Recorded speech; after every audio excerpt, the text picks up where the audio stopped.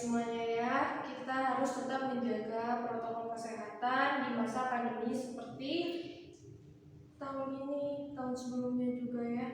Oke, sebelum memulai pembelajaran, mari kita berdoa terlebih dahulu agar diberikan kelancaran dan kemudahan dalam menuntut ilmu. Silahkan ketua kelasnya bisa dipimpin untuk berdoa.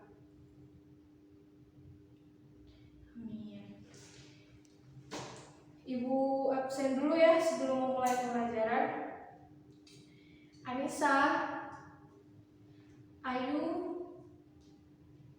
Afiati Isnaini, Dinda Ayu, Enda Istirohana, Fathul Munir, Hendra, Megi, Aryoga. Baik, hadir semuanya ya. Alhamdulillah berarti semuanya diberikan kesehatan.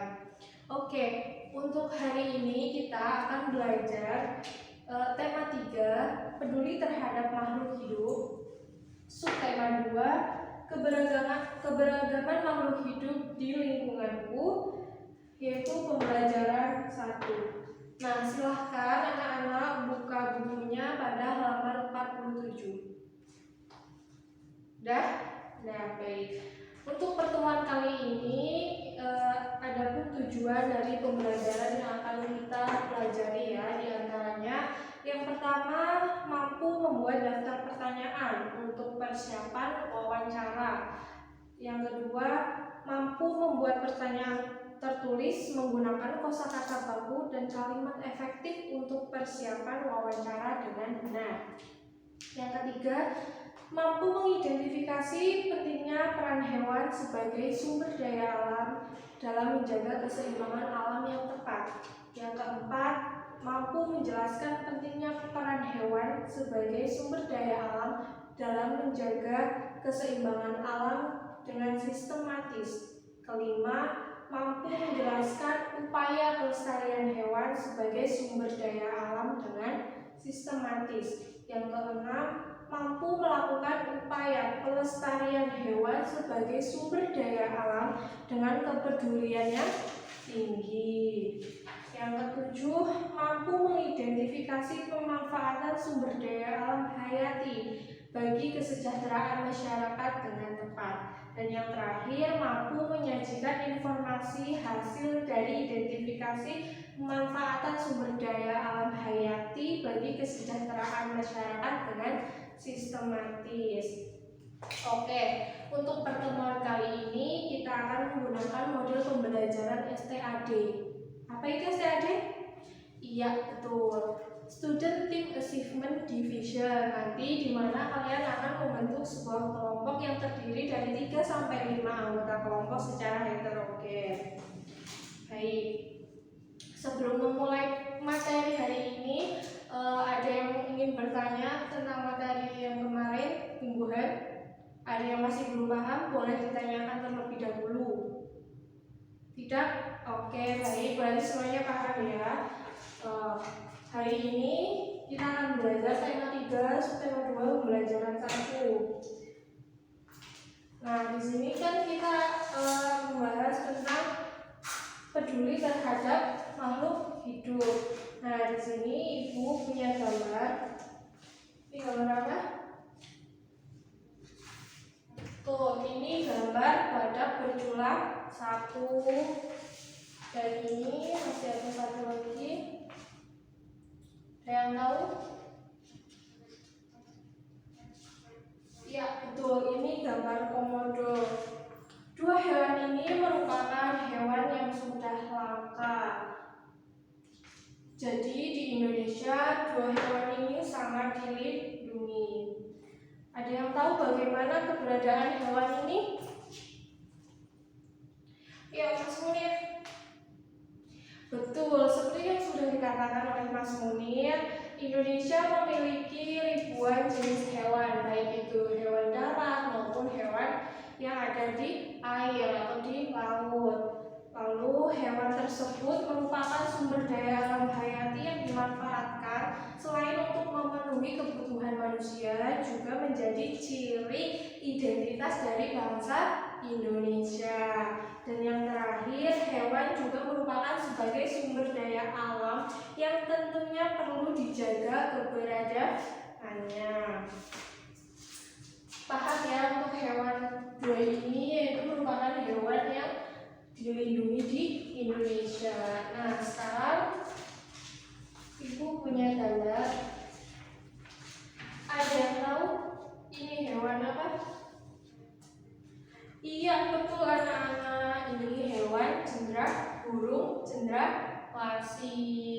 Nah, hewan ini juga termasuk dalam golongan hewan yang dilindungi karena keberadaannya sudah langka atau hampir punah. Selain tumbuhan, hewan juga merupakan sumber daya alam yang perlu terus dijaga keseimbangannya dan kelestariannya. Jika tidak, maka hewan-hewan tersebut akan menjadi langka dan punah. Burung cendrawasih. Ada yang tahu dari mana asal burung cendrawasih ini? Iya, Mbak Afia. Betul, dari Papua. Dari Papua ya, burung cendrawasih ini. Terus Ibu akan sedikit memberikan informasi tentang burung cendrawasih seperti teks bacaan yang sudah ada di buku ya. Silahkan kalian buka bukunya halaman 48 dan silahkan disimak baik-baik ya. Ibu akan membacakan informasinya sedikit.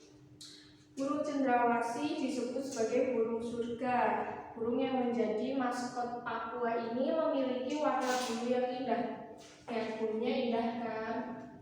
Bahkan kabarnya karena keindahannya itu, burung ini jarang turun ke tanah, lebih sering terbang dan hinggap di dahan pohon. Warna bulu cendrawasih yang mencolok biasanya merupakan kombinasi beberapa warna seperti hitam, coklat, oranye, kuning, putih, biru, merah, hijau, ataupun ungu. Burung ini semakin melek dan keberadaan bulu memanjang dan unik yang tumbuh dari paruh, sayap, hingga kepalanya. Warna yang bermacam-macam menjadi salah satu penanda untuk mengelompokkan jenis mereka. Jadi burung cendrawasih ini mempunyai ciri khas sendiri dan memiliki kelompok ya, berdasarkan mungkin warnanya. Lalu habitat aslinya itu berada di hutan yang lebat yang umumnya terletak di daerah dataran rendah dan hanya dapat ditemukan di Indonesia bagian timur, yaitu di Papua. Burung cendrawasih burung cendrawasih mati kawat adalah jenis burung yang menjadi identitas provinsi Papua. Masyarakat di Papua sering menggunakan bulu cendrawasih sebagai pelengkap atau hiasan dalam pakaian adat mereka. Keberadaan burung cendrawasih kian lama kian terancam. Perburuan dan penangkapan liar serta kerusakan habitat menjadi beberapa penyebab utama. Bulu cendrawasih juga diperdagangkan, digunakan sebagai penghias topi di Eropa. Tapi kini burung cendrawasih ini menjadi jenis satwa yang dilindungi karena keberadaannya sudah terancam hampir punah. Beberapa jenis cendrawasih yang masuk dalam daftar dilindungi antara lain cendrawasih kuning kecil, cendrawasih kotak, cendrawasih raja, cendrawasih merah, dan cendrawasih toa. Nah, kalian sudah sedikit mengetahui informasi tentang burung cendrawasih. Sekarang Ibu meminta kalian untuk menjawab pertanyaan-pertanyaan yang ada di bawah teks bacaan tadi, burung cendrawasih tadi yang ada di buku kalian. Silakan kalian jawab dan Ibu berikan waktu selama 10 menit. Silakan dikerjakan dulu ya, 10 menit waktunya.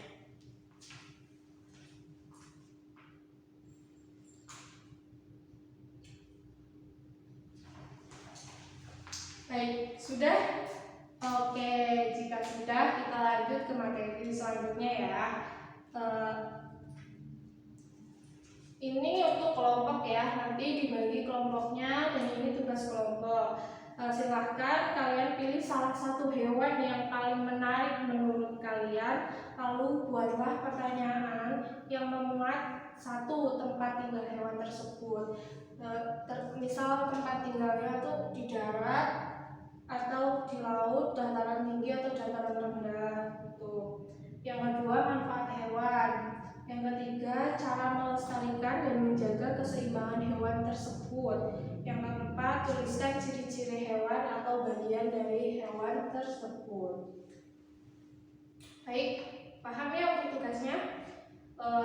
Jadi selain burung cendrawasih juga masih banyak hewan-hewan lainnya yang harus kita lindungi.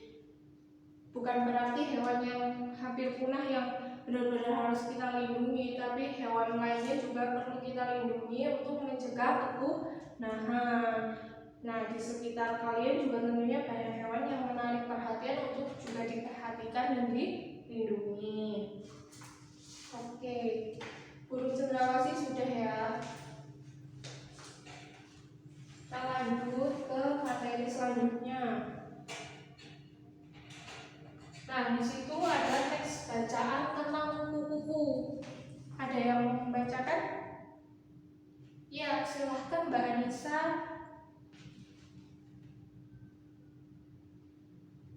Iya, betul. Kupu-kupu juga termasuk dalam kelompok serangga.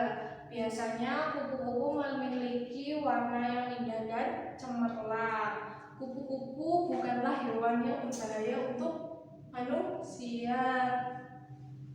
Ada yang tahu bagaimana proses metamorfosis sebuah hewan kupu-kupu? Nggak ada. Ada? Ya, yang pertama gimana? Betul. Untuk metamorfosis kupu-kupu yang pertama bermula dari telur. Telur yang biasanya menempel di daun. Telur kupu-kupu. Bermula dari telur yang melekat di daun, kemudian matang dan menetas setelah 5 sampai 10 hari. 5 sampai 10 hari. Setelah 5 sampai 10 hari, telur ini berubah menjadi larva. Larva atau ulat. Larva atau ulat biasanya juga masih menempel pada daun ya ulatnya.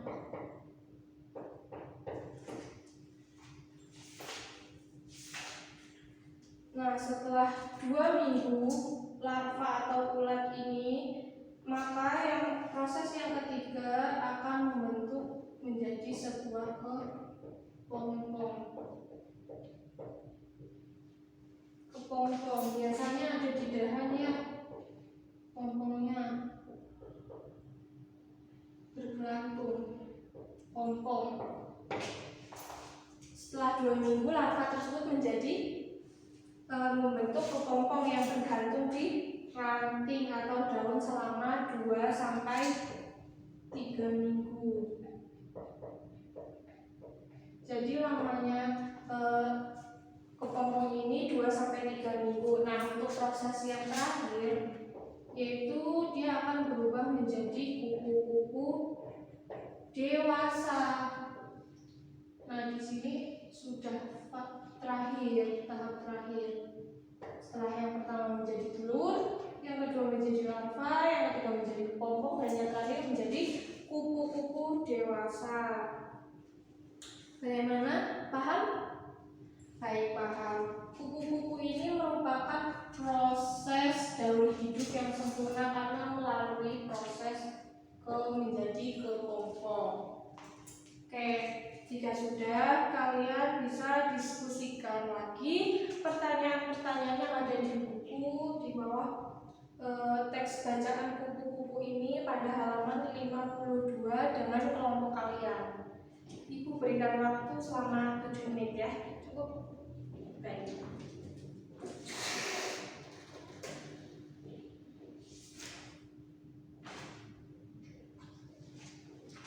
Sudah? Iya, jika sudah kita lanjut ke materi berikutnya.